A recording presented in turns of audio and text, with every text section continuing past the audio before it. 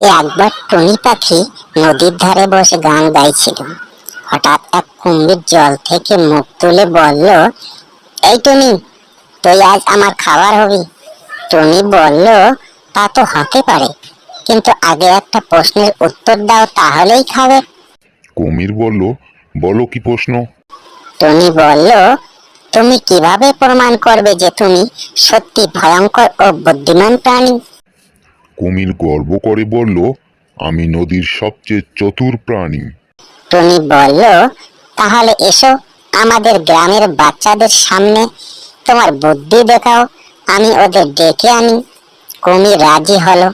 টুনি উড়ে গিয়ে বাচ্চাদের ডেকে বলল, এই যে বাচ্চারা, নদীতে এক কুমির এসেছে যাকে জাল দিয়ে ধরা যাবে না, কেউ পাবে? সঙ্গে সঙ্গে বাচ্চারা এসে জাল ফেলে দিল।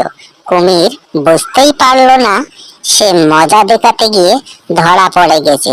টুনি হেসে বলল, চালাকি করতে এসেছিলে, দেখো বুদ্ধি না থাকলে বড় গলায় কথা বলা যায় না।